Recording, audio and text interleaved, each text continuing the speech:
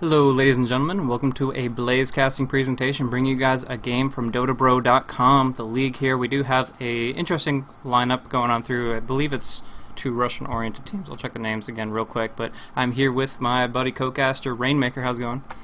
It's going pretty great. I've been casting some pretty interesting games, a lot of action. I'm pretty excited to cast this one.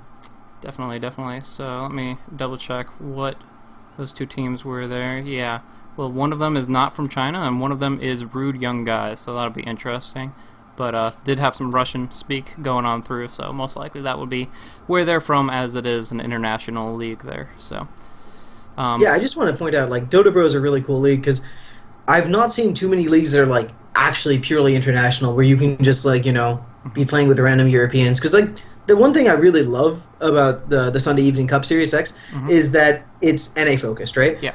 But the one thing I don't like about it so much is that it's NA focused, and I really like to go and see, you know, just like random Russian teams play, because that's not an opportunity I have. Like, I don't queue on Russia. I've got like a million ping, but, you know, the one time I did get there, I just saw games are a little bit weird and surprisingly good, you know, for like all the people complain. Like, it was pretty fun. Anyway, looks like we got some pretty standard bans out here, but this time we do see the Darkseer actually get banned in as opposed to those last couple games where we really saw a Darkseer completely take over. Invoker first pick, what do you think about that? It's been a long time since I've seen an Invoker first pick. Yeah, that's very interesting. It's definitely going to be really in the hands of the player to see how well he can apply the pressure with that hero. He definitely has a lot of potential still, but he has a bit more issue if he's going solo mid especially. He's going to have some issue in the early phases of last hitting, and if they get a good hero that has a large amount of base damage, maybe like a melee strength hero like Pudge or Night Stalker, those can really counteract his potential last hit early, and then of course try to bring him down before he gets ghost walks and that kind of thing going on through. But it really depends on his build. Obviously he has two major builds right now, Quaz Wex and Quaz Exhort. And whatever benefit that could be, I really like the Exhort build right now. If you have like a Shadow Demon to set it up with a Disruption and Soul Catcher, then you can easily get some long range stun strikes up, and then Invoker doesn't even have to gank. He just has that presence just by being on the board. But we do have some kind of more common standard high tier picks coming out with the Bounty Hunter and the Jakiro. As I mentioned two team names, and it's like, we are not China, now we are not top, whatever they want to call themselves. It's going to be them picking it up, and picking up a very high aggression lineup with Bounty Hunter tracks, Jakiro, long range stuns, that kind of thing, but it'll be interesting. Yeah, one thing to note is that since they have the Jakiro, normally when we see Jakiro, we're like, oh my god, they're going to go and like pick up like 2 more stuns and aggressive trialing.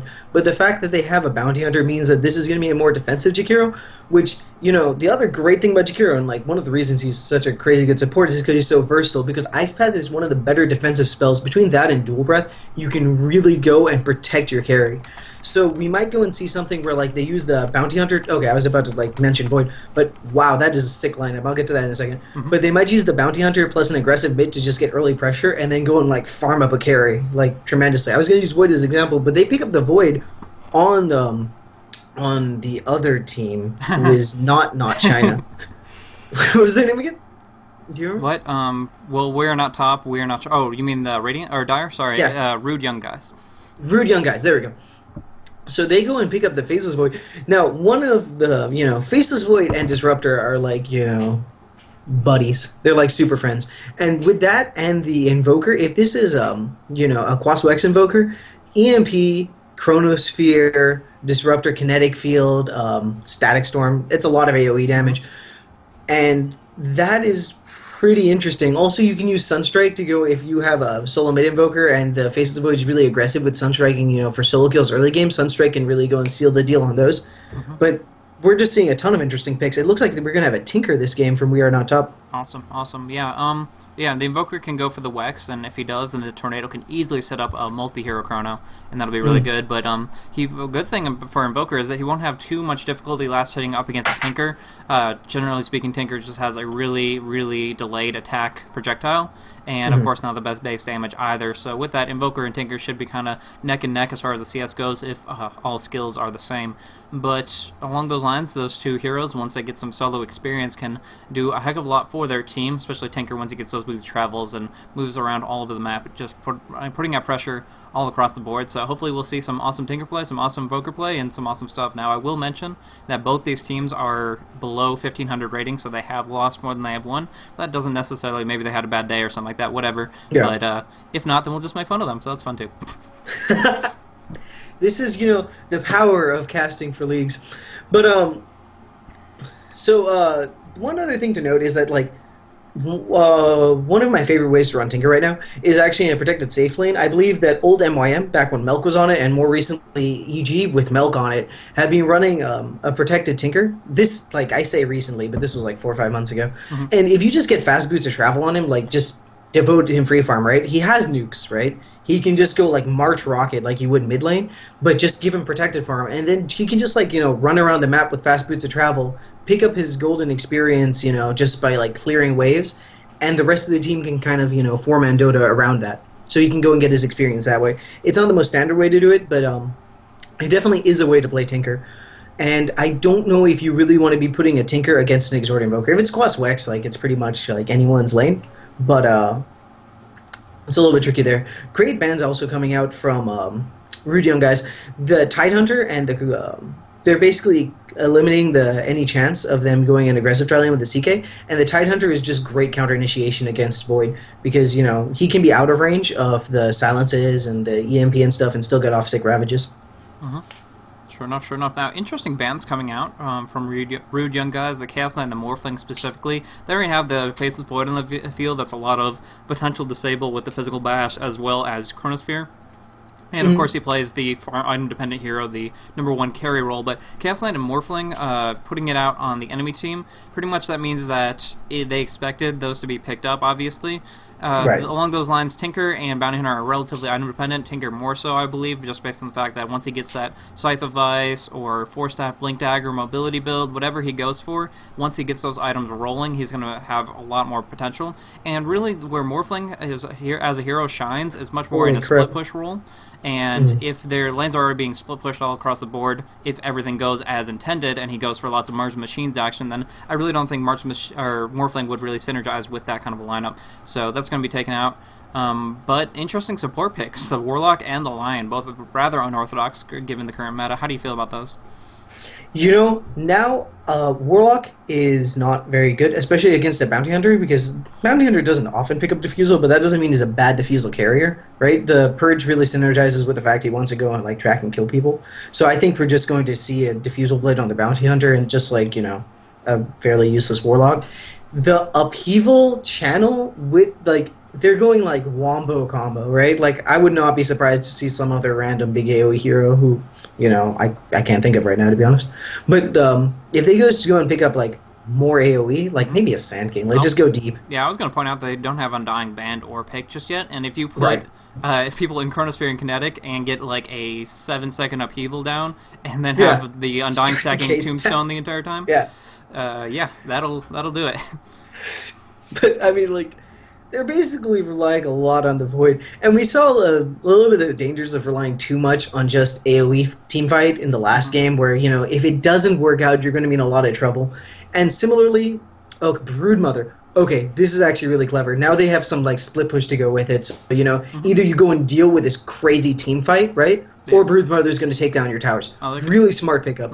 Yeah, it's a little limited in the sense that Warlock isn't the best tri-lane support, but because it doesn't have any hard disables. But the fact of the matter is, if they're always putting momentum pressure out in at least one lane, then they're going to be able to force fights eventually, and that's not what Tinker wants to do until he is actually farmed up with a couple of really key items there. So, I mean, you could go for a double nuke build with the rockets and the laser, but up against a backtrack Void, you're really just rolling the dice in the sense that you're expecting that nuke to be all eggs in one basket, a lot of burst there. And I mean, like I said, they do have the Lion, Finger of Death, they do have a lot of burst damage from Bounty Hunter, and now they have the Sven coming out, so they have a lot of burst potential damage, but the question is how they're going to lane it, how they're going to farm it, and how they're going to transition into their team fight, because they really, really have to watch out for this Faceless Void Disruptor, and along with that, the Warlock and Invoker, so it'll be interesting. It definitely will be a very unorthodox game compared to what we're used to casting here, but why don't you start off with the Radiant lineup here? Yeah, so on the Radiant, we have Dexter on the Sven. I can't quite catch this Bounty Hunters. You know what? I can cheat. Oh, wait, no, okay, that's because it's not in English. Okay, I feel a lot cleverer now. Yeah. Opa is on the Jakiro, Warrior on the Lion, and the Tinker is played by ZLW. Awesome, awesome. So that'll be very, very interesting there, and we are not top is pretty much what they're naming themselves for in-game at the very least. And then on the Dire lineup, we do have Rude Young Guys, with Faceless Void up on the top lane, picked up by Wally, and then we have Houdini on the mid as Invoker. We also have back up to the top Mary Carrier on the Warlock, supporting up on top alongside Queasley on the Disruptor. So the final one will be Alec, who is already setting up shop with his webs down on the bottom lane, getting a nice amount of lane control, invisibility, mobility, whatever he needs. And actually a really interesting Observer Ward placement. What do you think about that one? That's interesting. I don't know how necessary that is, to be honest. It's a little bit... I mean, he's already breaking down trees and everything, so I mean, it'll help. I mean, there's no question about that, but whether it's worth the 75 gold of presumably your supports... Oh, no, actually, wow, looking at his net worth, he has 13 net worth because he has all consumables. He has not picked up a single part of his soul ring or anything along those lines, no stout shield, and that may be a problem. I mean, he does have sentries, so he knows when Lion puts them down, but starting right off the bat, they know they have the the web under control, and yeah, that's going to be some issue going on into it, so... Awkward. You know, one thing that I really like, though, is that I thought that maybe they'd go aggressive tri-lane, but, like, that's impossible, because you can't put a bounty hunter against a broodmother and expect your towers to stay up, right? Yeah, exactly. So what instead they're doing is they're going and, you know, it's a defensive tri-lane. They have, like, the stuns to go and keep this broodmother back for the early game and kill her. Yeah. Trying to, yeah. It shouldn't be too much difficulty if they change the stables. The Split Earth came up a little bit, or sorry, Split Earth, why am I calling that? Earth Spike. Okay. Yeah. Same thing, you know, it's just breaking up the planet. Anyways, the final stun coming out of Lion was a little bit delayed by comparison. Bounty Hunter, man-moding it up on top, just getting a couple auto attacks off on Disruptor. Don't feel that was really worth it, but you know. Anyways, but yeah, the fact of the matter was they didn't get the disables off. Now, Sentry Ward out, he's actually doing a little bit of a race, trying to bring it down. The stun did not come out fast enough from Opa, but with that Earth Spike, they're going to try to bring him down, but again, they lost their Sentry. Going to kill Broodmother's Sentry, however, she has one more available and is going to be trying to de-ward that, and if they don't commit enough resources to it, a Broodmother can get pretty out of control once you run out of detection for her, but I presume that they're going to be willing to commit more resources to that endeavor than the Broodmother herself, and with that they should be able to bring her down eventually, but it is delaying the amount of time that they have to kill her. Like, they right now this is a great ward, by the way. I don't know if you caught this one, but, like, is that the one you were talking about earlier? With the dire one on the bottom? Yeah. Oh, okay, I thought, okay, you pinged top, and I'm like, this is, yeah, that's fine. But anyway, yeah, so no, that's just a good word.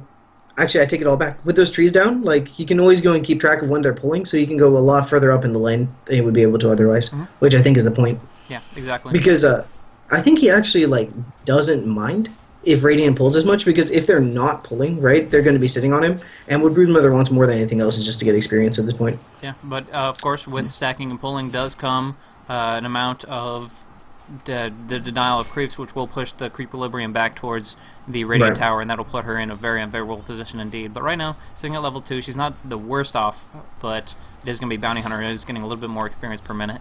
In that regard, though, he's actually been under his tower most of the time, and the creep wave has had no trouble of heading over there as well. But now invisibility on Invoker, really nothing going to happen out of that. I mean, at most you're getting a few extra auto attacks from your Cold Snap, but generally speaking, that's not going to be that big a deal. And honestly, I would debate if it was even worth it walking over to that rune, because common misconception, I mean, we're going to see some nice damage coming out right here, but it's not going to be enough to kill him, even with a Sunstrike, I don't believe.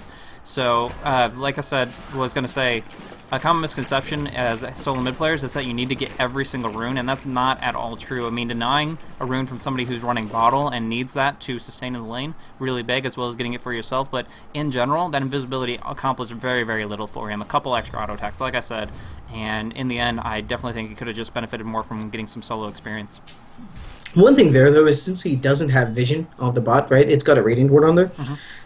If that was an Invis or something, right, it wasn't Invis, right? But let's say Lion, yeah, whatever. If it's like Invis, Haste, like any of these kill runes, and a Lion picks it up, right? He's going to be in a lot of trouble. So, you know, with this ward like that, I'm like slowly beginning to love more and more. He did know where the supports were, so I think again you're right that it was a mistake to go down there. But you know, if you don't have vision of that and you're afraid of getting ganked by these like supports who, you know, they might be pulling and stacking and pulling, or they might be coming to try to kill you, and if that's your concern, right? Then you should just go for the rune, because it's, you know, maybe that, you know, you might not be able to do much with it, but you're kind of protecting yourself by going for it. So on the bottom lane once again. The sentries are coming out. She has a couple of her own, but no movement speed, no boost, nothing. And kind of whiffing the ice path based on the earth spike, preventing her from walking into that position there. Probably based on its positioning, she could have actually just hit stop and sat it out, waited for it to expire, and at least not taken the magic damage from it. But that earth spike, wasting out another cooldown and keeping her alive. So with this HP regen, rank 2 webs, providing her now +5 HP regen, and that's giving her enough to pretty much make all those little ganks completely pointless if they don't bring her down. So it's just a little bit of not enough to destroy her, and with that they of course committed yet another sentry ward. She has a couple of her own. She can deward that or just know exactly its positioning and avoid that position in the near future. One thing this is doing is it's making Broodmother buy a lot of sentries. She still has not a single plus stats item. Like we're watching like IX Mike play Broodmother here, because you know what, like Broodmother needs a ton, not a ton, but like you want the Orchid, you want the BKB, right? And then you maybe like we see Chinese teams go a lot for Midas early on. Like this is a hero that doesn't function that well without a ton of gold.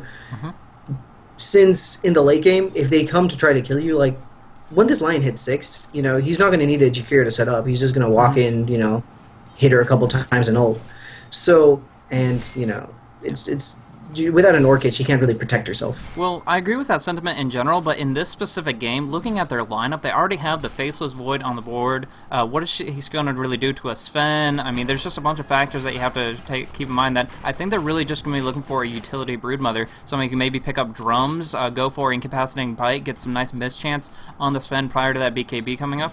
Actually, I think it might even pierce through based on a physical attribute, but nevertheless, it's just the fact of the matter is, she is really not designed to, in this case, I mean, in general, I agree with you, she really, really loves farm. If she can get some good gold going, she can gank like crazy. But right now, they have the Faceless Void, he's rushing a Mask of Madness, he's going to be their damage dealer. So with that, Alec is just kind of providing a little bit of utility, pressuring all 3 supports, or all 2 supports, all 3 heroes, to stay in the bottom lane. And with that, getting a lot of pressure, not just on the tower, but on the lane in general, allowing Void to free farm up against a Bounty Hunter, who is getting some more experience than the Broodmother, and albeit that's going to be a bigger deal once we transition in towards the mid-game. But I don't think that Brood getting no farm whatsoever isn't going to be that critical as we transition towards the mid. Yeah, it depends on how much this Sven's going to be able to do to counter it. The other thing is, you know, this Tinker, he's not going to have a terrible box timing. He did opt to get a Null Talisman early. I guess he's just kind of feeling his lack of damage against mid, against this Exhort Invoker. But, you know, once he gets Boots of Travel, that counter pushing is going to be kind of null, just by the fact that, you know, March Spam's going to shut down all those Brood lanes. So I feel like if you don't get an early Orchid here, what are you going to do when the Tinker shows up? You're just going to, you know, walk away, like move all your Broodlings back, just waste his time, I suppose, but he's just going to go back to base and get to the fight top. Speaking of which, like, nothing's happening top. Yeah. So how do you feel about the Hand of Midas on the Sven, who only currently has 24 last hits at 7 minutes? You know, I just, like, I mean, if he wants a Midas, I think that the Void probably should have gone for Midas this game, if anyone. But, like, I don't think that's a good build, you know. If you want a Midas, you're kind of planning to go late, and I don't think you should be planning to go that late against a Void. Just drums, maybe treads if you want to get like really big on the damage, but just phase drums is generally my favorite like style of play. Sure enough, sure enough.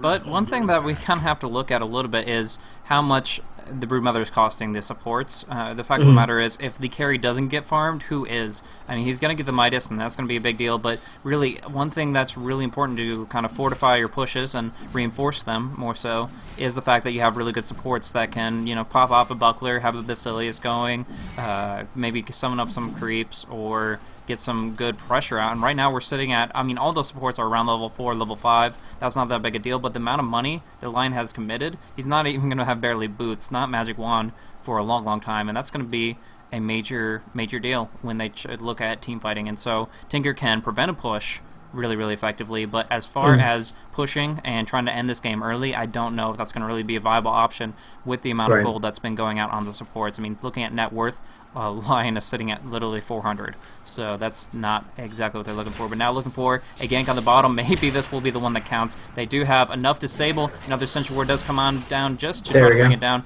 Yeah, looking for the Dual Breath and the Earth Spike, and it should be just a, oh my gosh, outside of the Sentry Ward range. And yeah, that's a problem. He should have just spiked first, because then he basically had time for that little frog to hop away. Exactly. You know, and like if they just like let the Sven hit him a couple more times, I think it was tricky. But you know, the bigger deal here is like the Sven does literally 0 damage. You know, if he didn't pop his God Strength, I don't know if he had it by then, but I'm gonna guess he did. Guess since he has a 90 experience. But if you're relying on this to all work out and you don't, you know, hit them enough, like I don't know. It's just this. It feels really kind of sloppy execution. They didn't have any creeps on the Broodmother. They didn't have, you know, vision to start with, so the Sven didn't get that extra auto attack in. They were chasing the Stormbolt the entire time, so like it was normally you expect the Sven to like hit them twice under Stormbolt as well, right? So it's a little bit not ideal from the Radiant supports. The other thing I've noticed is this. I think this is like they've been single pulling this bottom camp. And they're just feeding this Broodmother experience she really shouldn't be getting. Like he could be pulling to this, like dragging to the medium camp up top. Yeah, double pulling or stack pulling is definitely what they should be looking at if they want to try to zone out the Brood as effectively as possible. Along with that, I note that the Sven's second time now, he has decided to opt for a gold Midas instead of an experience one. What I mean by that is that he has actually Midas these Spiderlings, and of course they don't provide very much bounty of themselves, so they get a lot more gold than they would out of that, but of course it does also give 2.5x experience, and so the Spiderlites giving almost no experience at all. Sven's not going to be able to get some big, like level 11, get his rank 2 ultimate that much more rapidly, that kind of thing. He's looking for a little bit more net gold, and I don't know if that's the right decision right here, because, I mean, you're going to get the gold either way. I think the experience is going to be a little bit more potent, especially if you're getting it solo. But in the meantime, you can't complain about the fact that Tinker actually able to force down the solo tier 1 tower of the Invoker. So being able to finish that off, Radiant gets the last hit, more gold on the board for everyone, and of course ZLW going to be moving towards those Boots of Travels and only about 500 gold. As well, the Bounty Hunter has not died just yet, so actually no kills on the board whatsoever. I don't know whatsoever. what happened, because like last time I checked, the Invoker was winning handily, and now it's 52 to 19. Like this Invoker has just gotten outclassed. There's really no reason that this score should be this different. Like I have no idea what happened. Were you following that at all? Because I kept looking top and bottom. I always glanced there, but pretty much that's still a very, very obtuse difference between the two scores. I mean, I understand a little bit of an advantage. Exhort Invoker not nearly as effective. He's only recently picked up his phase boots. He's gone and tried to pick up every single rune. Oh god! Like, there's the first blood right on the screen. Came up and he's like, "Hey, if he doesn't backtrack, he's dead." So of course there could have been a turnaround, Chronosphere coming on through, but lucked out. Very fortunate. Now Lion looking for a Hex. The Kinetic Field will possibly, there comes the Ice Path though. I think they should be able to lock him down from that. Dual Breath will come on out, slow him. No, he didn't get caught by the Dual Breath, but the track movement speed might just be enough to bring down the Disruptor at the very least. So not a track kill. They had the track on the Warlock, but at the very least they were able to get enough movement speed to at least get a second kill on the board. Warlock just barely getting on out of there and looking for his level 6 whenever he can. He's not very effective hero until he gets that item, or sorry, level 6, but the Golem is very, very essential for him in teamfight.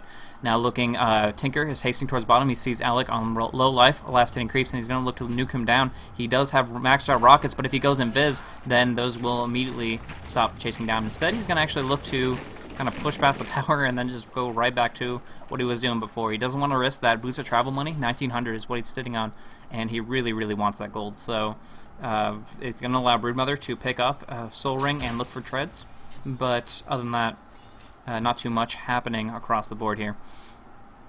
Yeah, this is just, this is going to be actually a pretty good boot timing. Like, I was actually really afraid when in the early game that this Tinker wouldn't be able to get it up in time. But he's going to have a pretty, like, decent boots timing, given that he went for the Null Talisman and the finished Magic Wand first. Like, this isn't the naked boots by any standards. So, comparing it to, like, what you'd look for in, like, a Soul Ring boots timing, it's about the same. Yeah, so it was pretty effective there. He did extremely well, like we highlighted on. He's done extremely well in lane. 60 last hits, 1v1 is pretty insane, and he has been constantly putting pressure out on the tower, so being able to bring down the tier 1 tower by keeping his march on the field is very, very effective there. and he's just managed to kind of win in style up against Houdini, who just hasn't pulled out very much here. He is going 1-1-4, which isn't a very common build at all. It does have Deafening Blast as an option, but really all it's going to do is a little quick burst of damage. It's almost like a last hit push kind of thing, like Meteor would be. Other than that, he's really not contributing too much. Rank 1 Cold Snap, it's alright. It's going to help out, but not going to make any plays. And I have not seen a single Sunstrike that was very effective. I've seen a couple go down, but not a single one that really either hit or did any relevant amount of damage. It looks like Void's coming down to try to go and use his first big chrono. I don't know if he's going to be able to get a good position. It seems like they don't have vision on the tower, but they just all kind of naturally went back. But if he does lock him down, Mask of Madness treads, that'll be really, really nice. But the Invisor does come out. It's going to be Disruptor that gets the invisibility, which means the Invoker is going to drop down really, really quickly. Beautiful Golem coming out along with that. So Lion's going to take a fall. Really, really nice counter gank action. Wally wants in on this. Wants to bring down ZLW. Gets a couple nice auto attacks in, but no time lock. Rank 4 time lock, not a single one going on through. He's got to be very, very frustrated about that. Now gets lasered on out, so he is blind. Cannot auto attack, and on the back end of things, Broodmother was tracked up and locked down. On the northern end was Warlock that was able to get a kill on Jakiro. So everybody just scattered from that team fight. Nobody wanted to focus, and nobody really wanted to group up together as a 5v5. They really just, I mean, it's a good move from WANT. We are not top because they obviously don't want to get stuck in a gigantic chrono and combination after that Warlock Golem went down, but geez, was that scattered all over the place. And in the end, it's 4 for 2 in favor of Radiant there. So I think just trying to go for the lucky Sunstrike there. But I think the one really important thing there was that the Tinker was able to get his marches down before the Void was able to really jump in and chrono, right? And the fact that marches were down meant that Void couldn't really chrono because he'd be trapping most of his team, and they just eat, you know, little robots going and walking over them for the duration of the chronosphere. So between that and the macro power, it's a little bit dangerous for Void to chrono. And since he has that Mask of Madness, like, this is one of the things I dislike about the Mask of Madness build. If you're not ahead and they have AoE that can hit you while you're in chrono, you can't really afford to, you know, just mask chrono and get that advantage that you really expect to have when you pick up a huge damage item like Mask of Madness. So yes, it gives him like a ton of move speed. Yes, it goes and gives him a ton of attack speed. But, you know, if the Tinker is out of Chronosphere and rockets him and marches, he's going to have to just walk away and waste that chrono. Yep. Well, this just in. Minuscule robots coming in from another dimension do not obey the laws of time. So, yeah. Time Lord indeed, but not able to lock down fire, or those robots will actually limit the amount of potential the Faceless Void can do. He pretty much has to rely on the Warlock Golem. It's a good 1 second low cast time, long range, very long range stun coming out of Warlock, and with that he can set up some really easy chronos, but unless that's dropped down in turn, yeah, he's going to have some issues. The Macropyre, the March of Machines, all those different things will not give him the funnest time in the world, especially with the fact that those do extensive damage over time. He's going to want to pop his Mask of Madness, which will amplify the damage he receives by 30%, and all those factors just come into play to put him in a bad spot. Speaking of bad spot, Houdini actually was caught out next to trees with that Ice Path, but it's only rank 2 and therefore expired really quickly. Alec now tracked up, brought down really, really quickly, and there comes the Chrono. Bounty Hunter going to get locked down. Faceless Void wants to burn him down, but that Mask of Madness, he is just getting so much hurt delivered. Any kind of damage would finish the job here, but instead it's going to be Jakiro that takes the fall. Now Houdini is being pursued by Lion. It should be an easy kill to bring him down. Thunder Strikes does come out, so Lion will actually take a fall, but this might be an easy cleanup for Tinker. Wow, wasting the Golem at the very end. I mean, not necessarily a waste, as they might be able to lock him down. No, a couple auto attacks, and I don't know what Houdini was thinking. He probably thought he could pull himself out of that one, but unfortunately, no. He gets locked down. Tinker finishes the job, Boots travels up, bottling, and he's just going to be back to the lane, pushing out a tower on the bottom with no Warlock Golem. The Golem will last for 38 more seconds, but after that, yeah. I'm really curious to see what we're going to see next from the Tinker. Normally, like, I would have expected to see a Soul Ring by now, just to go and, you know, let him more easily just March spam these waves down. But it seems he's skipping that. We might be seeing a Hex Rush, but in that case, you know, I think he does pick up the Ultimate Orb, but looking at a Hex Rush, and it's going to be very good against this Void who, you know, he's going to jump in, and if the fingers are fast enough between the Lion Hex and the Tinker Hex, he can just die before he's able to do anything. And that makes this decision to go BKB from the Sven make a lot more sense, because BKB is a great item on Sven, and he does need one at some point this game, but the fact that Chrono just completely dismantles it is really unfortunate. And, you know, we're talking about a melee hero here. He's not going to have a ton of options. He is going to, however, just kill this Disruptor who made a technical error there. Nope, goes for the tower instead. He's going to manage that, and with that, it's going to change the pace of the game quite a bit. Just misses. Oh, on Sven? Yeah. Yeah. What is rank 4? Is he going for max? Oh, he's going for max exhort, so he's not even worrying about forward spirits. Too many creeps to micro. Wants to focus on getting some big damage out across the map. So that's the plan. But Janata gets backtracked. Void will take a lot of damage though with the rockets and missile both, or rockets and laser going on down. But it's actually going to be the Warlock that takes the fall for him. Kind of playing the sacrificial lamb. Warrior dropping down to the damage from Meteor. Opa getting locked down as well with one last auto attack, long way away. So actually, Invoker playing really effectively with that Deafening Blast, and Meteor was not in the right order. Obviously, you want to go for the Meteor on the field and Deafening Blast them along the path, but it still worked out in the end, and a couple good kills. That's definitely what they need to stay in the game.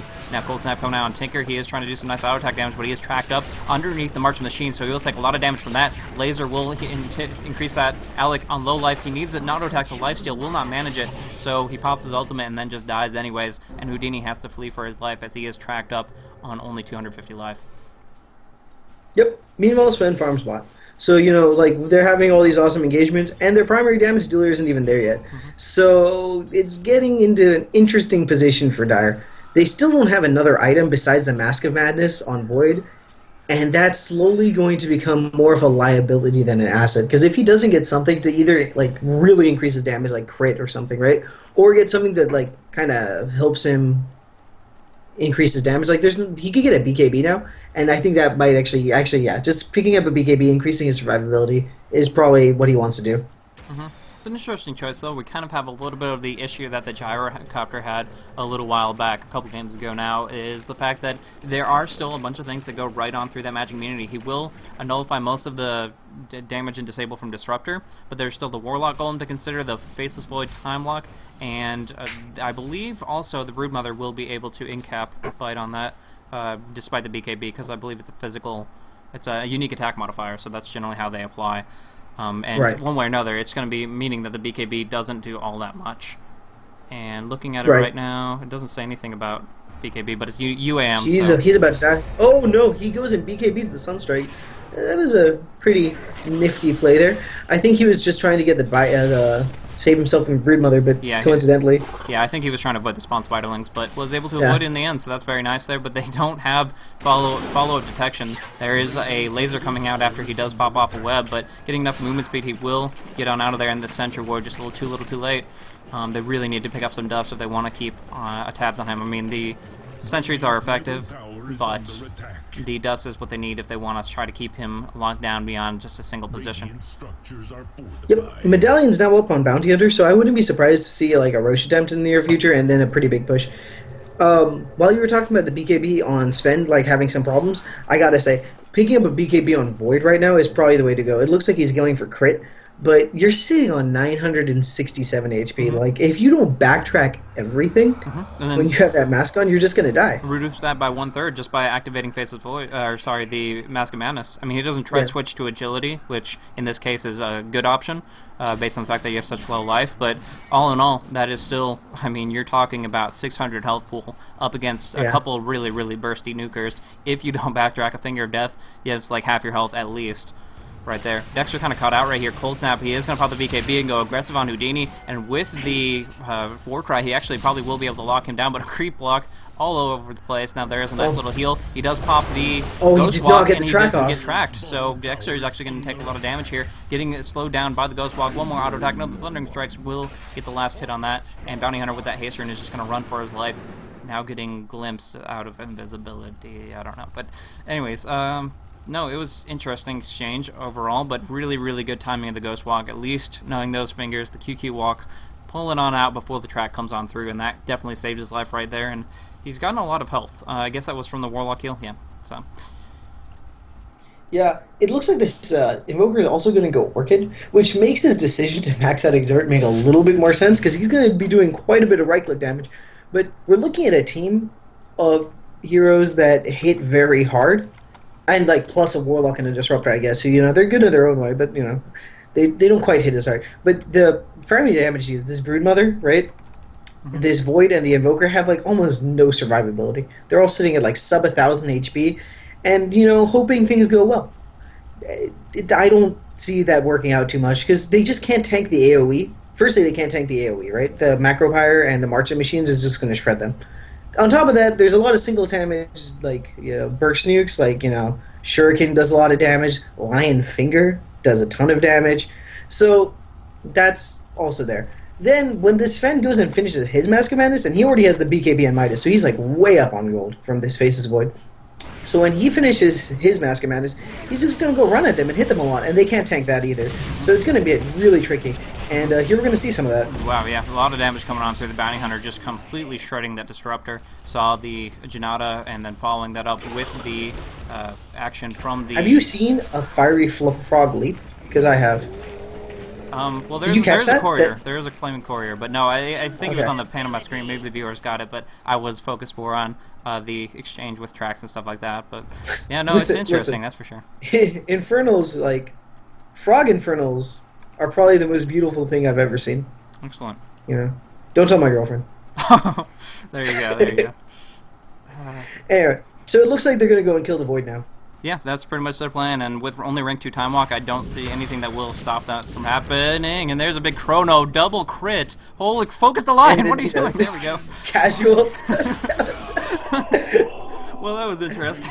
It did not exactly turn out exactly as I expected. I mean, he definitely was dead. There was no getting out of that. I guess he could have TP scrolled if he had happened to have one on him, but no, it was still very interesting catching a full chrono on every single person and then critting twice in a row, possibly whipped some time locks on top of that to get a huge amount of burst damage on the Lion. That was interesting, but beyond that, yeah. Well, as much as I'm sure the Lion's cursing right now, I'm pretty sure that was a good trade. They're not going to be upset killing this Faceless Void. And in the meantime, Sven keeps farming. This guy's going to have to join team fights at some point, right? Like, he can't just keep doing this. But I guess, he has been pressuring towers. Like, he's, he saw the Broodmother on the other team, right? And he's like, that sounds like a lot of fun. I think I'll just go AFK in lane and push down their towers. And with the Mask of Madness now, he actually is going to just be able to run around team fights and be very effective unless they just pick him off here. Like, this guy had an interesting plan. Oh, wait, he can walk away. I see. I finally know what BKB is for. Yeah, exactly. So you could just waltz on out and pick up the Invis Rune underneath the enemy team with no detection against the bounty. So, works out. I really enjoy the amount of casual Dota we're seeing, just like, oh, Disruptor, I guess I'll just pop BKB and walk out into this conveniently placed Invis Rune. Like, it's pretty great. I'm a big fan. Yeah. In the meantime, I'd like to point out that our Faceless Void has gone past 1,000 HP, along with our Broodmother, who decided to pick up Treads in the Ogre Club, like someone who doesn't like to die. Similar. I mean, it might be a misunderstanding, but something along the lines of someone who prefers to stay alive at any point in time. But yeah, it works out for them, and that's going to be helpful. But like you were saying, the BKBs are going to be what comes into play as being much more relevant with all these stuns coming on out. Sven starting that off so effectively with the Stormbolt, and kind of going from there. Now he's going to be looking for crit. Now Daedalus was nerfed a little bit, but it's going to be more than enough for what he's going to be looking for. Invoker really is going for the Orchid, and I thought that was an interesting pickup, as it's good against the Tinker, but he has the Scythe of Ice now, and that is just so big to get a Scythe of Ice at this stage in the game. He only has 383 GPM, but he just focused on it. He didn't even worry about a Soul Ring. Boots of Travel, he had the bottle, went to Boots of Travels, got the Scythe. Very, very objective-oriented play as far as his item build, and that's very, very essential, because now he has Haste Rune and unlimited amount of sheep. I mean, he can just jump back to base whenever he's low on mana, jump into the fray. That's like a 10 seconds where he's not in a fight, otherwise he's constantly sheeping someone. And Faceless Void, I'm sorry, but when your backtrack is muted and you have Mask of Madness active, it doesn't matter how many people you chrono and two-shot, you're going to get locked down, and it's going to be very painful. So that's going to be interesting as we move forward, but yeah, that sheep is pretty much going to, I wouldn't say nail in the coffin, as it doesn't seem like the game is in that bad of a state, 12 to 10, right. But when you look at the gold, you look at the experience, it's clearly in favor of we are not top, and now with that Tinker Scythe, and to a lesser extent the Sven going for the crit, it's going to be very painful. But starting things off, Wally wants to try to counter-initiate on this, looking for the chrono. He actually was clicking it a couple times over, really wanted to get that chrono off. Well, nice Disruption Connectable, at least setting him up. Now looking for, there is going to be the Hex to finish the job. Queasley is going to get locked down by ZLW's last auto attack. Now double kill kill for him. He's going to be looking for Houdini as well. He pops the rearm, but without a Force Staff, he's not going to be able to get in range for the scythe. He has the haster and needs to pop it now that the Cold Snap has expired. Instead, just turning around, doing a little bit of casual missile, casual air spike on top of casual shurikens. Just be like, hey, hey, stop that. And just throw a bunch of stuff at him until he falls over. So that worked out. And that's 5 One thing to point out. Let's go and look at this Invoker. He has about 200 damage. And, you know, he's gone for, like, some huge damage items, right? Let's look at this Tinker, you know? 135 with a Hex, Boots of Travel. Like, the amount of impact, right? 200 damage is not cutting it this game, right? This Invoker just isn't doing anything. When he's Hexed, he doesn't do damage. He's going to get stunned the entire game. It's just... I'm not sure what the Dire's plan is, besides hoping that, you know, the Radiant runs into them and suicides, right? All they're doing is right-clicking, and they're right-clicking against a team with, you know, where every hero has a disable, besides the Bounty Hunter, who is about to finish his Purge before the Warlock hits 11. So, we're going to have a Bounty Hunter that has finished his Drums, Medallion, Phase, and Diffusal Blade before the Warlock hits 11. It might be better for the Warlock to never cast an Infernal again. Yeah. Because all he's... I mean, I guess he's going to be draining charges. That's about all he's going to be, like, the Infernal is going to be useful for. Free money. So that's going to work out pretty favorable for them. And, I mean, the stun, it's 1 second. It will, like I said, set up a Chronosphere into, you know, Static Storm, Kinetic Field, Upheaval combination thing with a Meteor Deafening Blast follow-up. It could be a super crazy wombo combo, but more likely what you're saying, the Diffusal Blade will just be used really, really quickly, get some free money, bring down the Infernal immediately, and have no issues with it after the fact. So that is very difficult and very painful for them.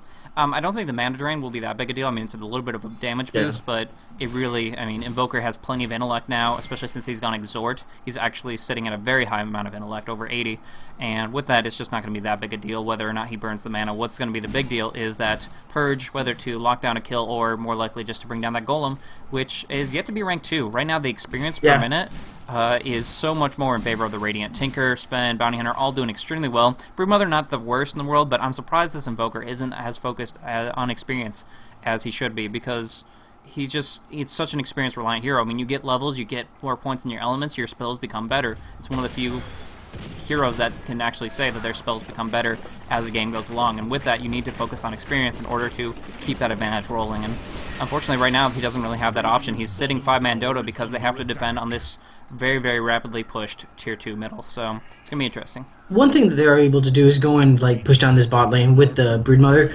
The Sven has like continued to, like, maybe he's going for big crit before he decides to join fights, but you know, it's honestly not that bad, because he's got such a huge level advantage that if he just pushes that a little bit more, eventually he's just going to be one-shotting the supports, right? So it's a little bit silly, I guess.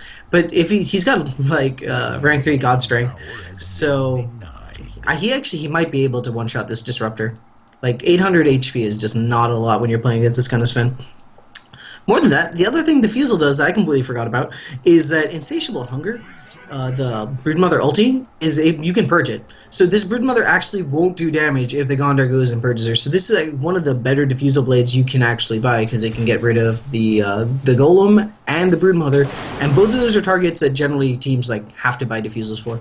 Fair enough. I completely forgot about that component. I actually thought they might have changed it, but no, I mean, it's only 14 seconds, and although it is very essential, it is still available to be removed by Purge, Diffusal Blade, Stone Gaze, whatever.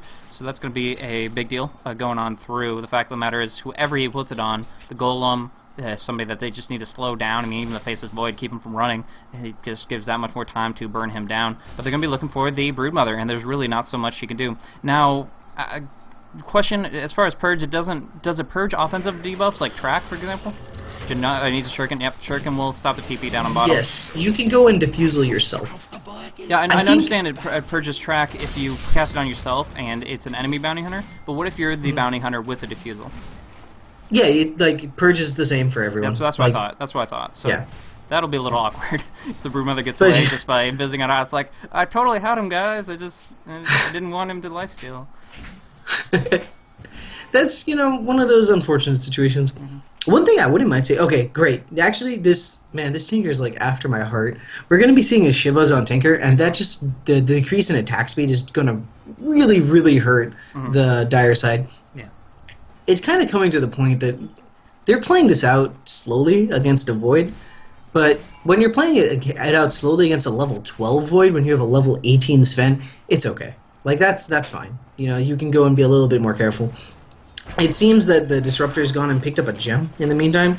They're going to look to kind of counterward and just kind of make room for their Void to farm, and I think he's finally just decided that he's had enough of this and is going for some big items. But if he doesn't, like, pull a BKB out of nowhere, he's going to have a really rough time against the, you know, double Hex, triple stun lineup from the Radiant. Mm-hmm. And I gotta say, that gem is so much of a resource to commit. They haven't even been buying sentries or dust all game against this bounty, and now they want to pick up a full gem and carry on a 900 HP Disruptor. I mean, he's been looking for mechanism all game. He could have bought a buckler right there, but instead they're going to be without a mech. They're going to be looking at 33 minutes with a Disruptor with, yeah, like I said, very, very low HP. He only has +2 to all stats, and now he's going to transfer over the gem. Okay, so the Invoker will have the gem, and that's pretty big, because Ghost Look at this, look at this Mask of Madness in like, the March. Wow. Oh, that was, oh, gosh, that hurt just to watch. But he burned him down immediately. He jumped in the fray, and he's like, yeah, I got this, got the word. Oh, and it just got incinerated.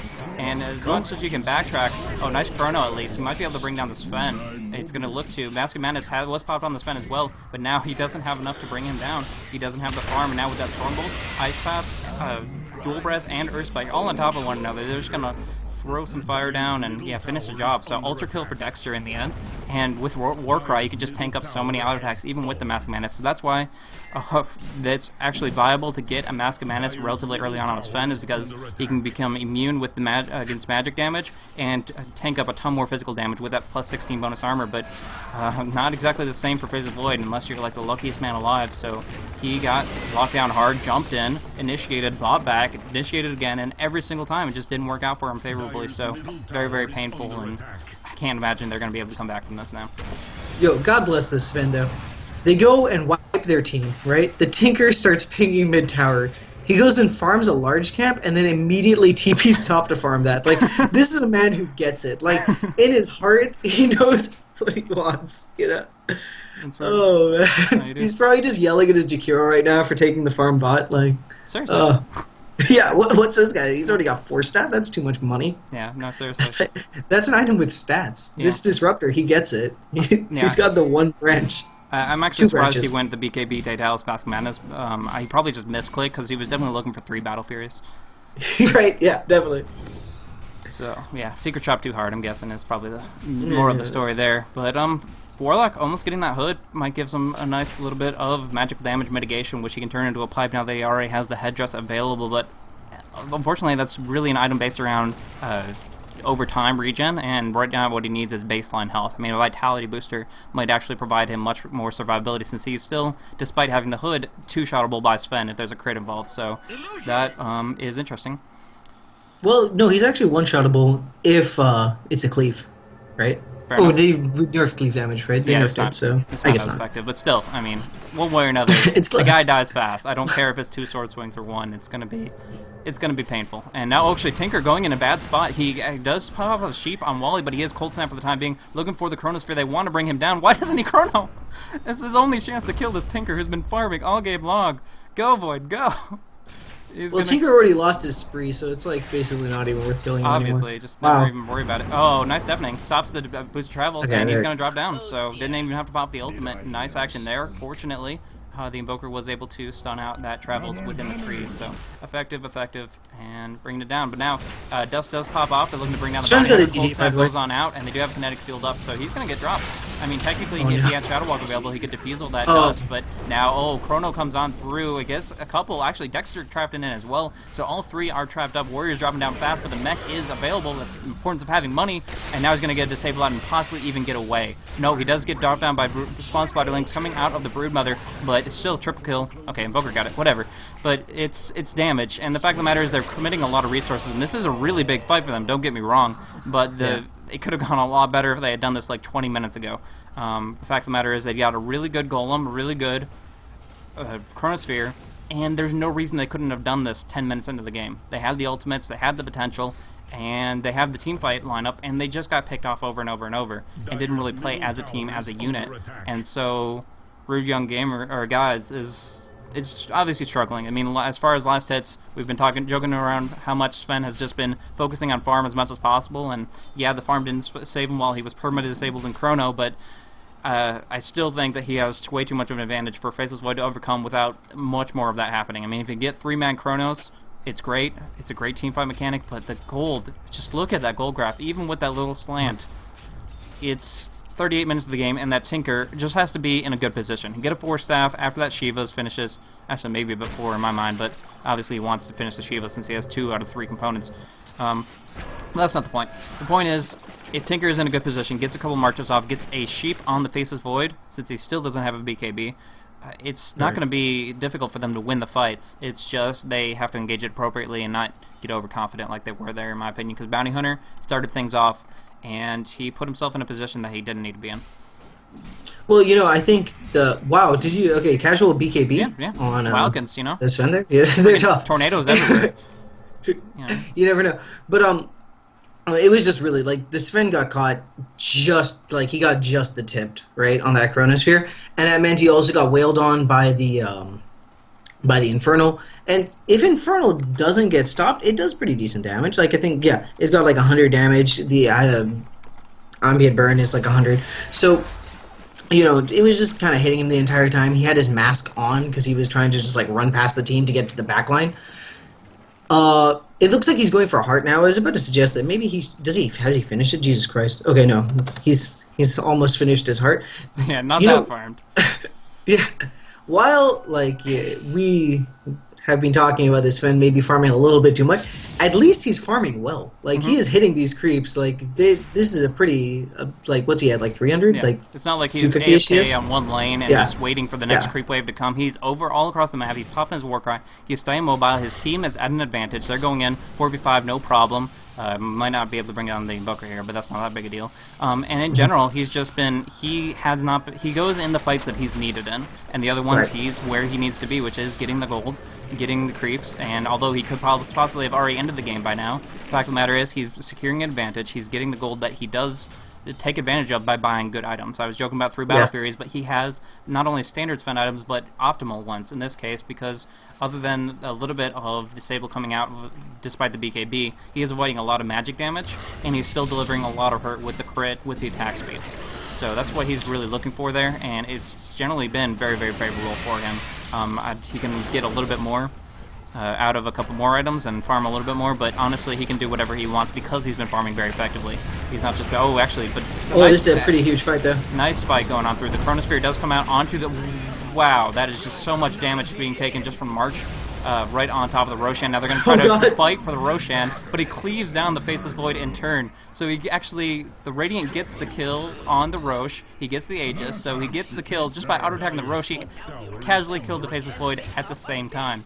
So, you know, why fight for Rosh and Faceless Void when you can do both at the same time? Pick up a Sven, get some great cleave on the field, and just obliterate. Holy crap, double crit. Or maybe one was just a really big number, I don't know. I think one was just a huge number, but nevertheless, that is just, that was the best possible situation for their fight, getting them all clumped up, getting the Warlock Golem down, getting the kinetic field so they cannot maneuver, but then Faceless Void jumps in and Chronos 2 people. It's just like, unless you can kill those 2 people in the Chrono, that's not the position you need to be in, and it definitely cost you.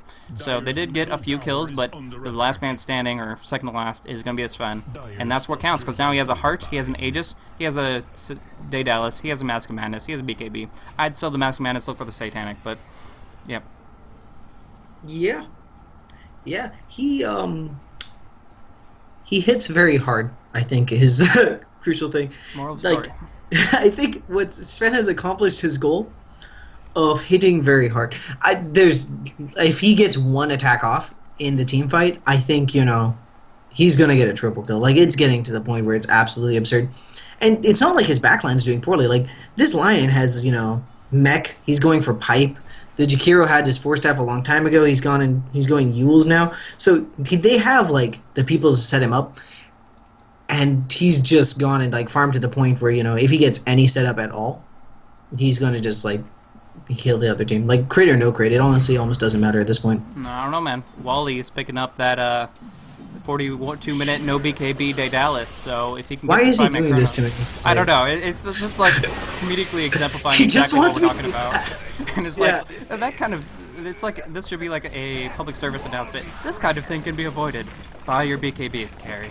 Yeah, right? It's just, like, I mean, what if, like, he got attacked a Wild King? Like, you need BKB for that Exactly. shit. It's exactly where that situation, it perfectly thrives, only getting the stun on one. Warlock will drop down. Broodmother, oh, I was about to say he's going to be perfectly fine because he didn't get stunned. Then he walks right into him, into a Sven who didn't even pop God's Strength because he doesn't need to. He does get orchided up. I guess that's mostly the reason, but I prefer to say because he doesn't care. But yeah, just so much damage on the back end. Houdini actually got a kill. Did he Sunstrike? No, he has Ghost Walk, so he can't have Sunstrike that. I guess Forward Spears or something. I don't know. Cold Snap does go on through. There's the BKB. That's what a BKB is for. Warcry it up. Doesn't even need it. One more auto attack. Now looking for Alec. Oh, holy crap, that damage. Oh, he's not going to get him, but you know, it's worth it. The Gold Swag, however, is on cooldown. The track is up. They should be able to bring him down if Bounty Hunter wanted to come in, but he is, you know, what a noob. They're probably taking the racks or something, What yeah. a noob. Folks in racks. Why would you do that? Anyways. But there you go. So, Invoker coming on through. Not really going to do too much. We're going to be looking for a Invoke on a Meteor, so that'll, whatever. You know, counter push. Hit 2 creeps. We're good. They're trying. Like, I mean, you gotta give credit to, like, the Dire. Yeah, we're like, joking a lot, but right. they're doing what they can. I mean, it's not miserable or anything. They definitely put up a better fight than I expected. I would, like most people you see matchmaking would call GG like 10 minutes ago because they can't even fathom trying to come back from this. But at least these guys are hopeful. They're dedicated. They're trying. But that cleave damage, man. it's getting pretty absurd, man. And he's got 6K in the bank. Oh, you know, I always have a really, I love, see, he gets it. You know, you got to keep that GPM up, right? So, like, every time you're in their base, you're not hitting creeps. They got to farm these huts, right? These ziggurats, if you will. If you know, you're not killing them, you're not maximizing your gold. There you go. Jeez, Well, there you go. Well, yeah, he has 76 friggin' 100. So, at this if we point, don't see a rapier, I'm gonna be pretty disappointed. I don't think he has time to actually go to the secret shop. I guess there's no tier 4 pushed in yet. He could do it. He could do it. But yeah, I think at this point he could probably just look at that disruptor, just chuck some money at him and knock him unconscious. So that would probably work out all the same. Man mode on these towers, you know it. But there we go. So that should be the I think he's conclusion. bored. Yeah. He is focusing it well enough that I think there's really nothing they can do to push this back. I mean, he's got a couple partners pushing up on the measly tier 2 tower here. Warrior taking that tower down, stunning those creeps, but really, I think the end of the game will be happening right over here. It's Face of Void, last stand, let's go. Okay, he's got 11 armor, burn him down, Nasty Madness, guy who needs crits. Where's the crits? Bash it up, oh, it's over. And suddenly the BKB comes out on Dexter, and that is big damage coming out. Alex gonna get knocked down despite the in-cap bite. Nope, just gonna go right on through. One more stun is 4 seconds. Gonna get cold snapped up, and the Aegis actually just expired. Aegis expired about 10 seconds ago, so. No, he lost Aegis earlier. Oh yeah, he bought back. Okay. I kind of didn't take the last 5 minutes seriously. Sorry about that. But no. Well, I mean, the Dire, they killed the raid boss, so I feel like, that's a moral victory. Raid boss down. And I think it was a pretty good game. There's like some pretty questionable item bias. Like I think like if that Faceless Void had picked up a BKB, if he had picked up like a fast Midas instead of going for a mask, because if you're not going to be super aggressive in the early game, a mask isn't going to be that useful, and it's not like they could be that aggressive against a Bounty Hunter Sven Lion lineup, right? So between like the all attack damage all the time Invoker with the Orchid and the Manta style, they just did not, I feel, set themselves up to win. Like, the player skill was there. Like, they played quite well, Like, their mechanics were good, but it just seems like they wanted the game to progress a certain way, and since that, the Radiant, rather, in total didn't oblige by running into Chronospheres and running into Warlock ultis, it just didn't work out as planned. Yeah, I think the lineup was solid in general, putting out the pressure, the Broodmother pickup, forcing them into a position where they have to defend or get knocked down. They have to choose between their towers or their heroes. But the fact of the matter is it didn't really come together. Despite practically free farm, Faceless Void didn't opt for a Midas. He opted for a very fast Massive Madness, which in my mind, it hurt him more than it helped him. And from there, they just didn't make the best decisions. The mechanisms didn't come out. The supports were really monetarily deprived, even though they didn't really pop that many sentries on Bounty Hunter. So, good calls from the Radiant team. We are not top, or we are not China. Either way, they picked up defusals. They picked up really good decisions. Tinker did amazingly in mid lane, despite not getting a hero kill. He just got the tower, got a million creeps, and from there just dominated. So, in general, it was just good fundamental play, and Radiant pulled it out. So, good action there. Alright guys, well, thank you guys for tuning in. We'll go on into another Dota Bros game in just a moment. Will you be joining us? I believe I can do one more game. Cool. I think I can do one more game. Sure enough, sure enough. Well, that will be our next game, going on into it. But this is Blaze Casting, and casting with Rainmaker here. So thank you guys for tuning in so much. We do appreciate your viewership, and do a giveaway in the chat in just a minute. But thank you guys. We'll go on to another game. I'm going to look for something above 1500, because I don't want to rag on people all the time, but it is fun to do it occasionally. So thanks for tuning in. We'll get on to another game in just a minute. Okay, cheers, guys.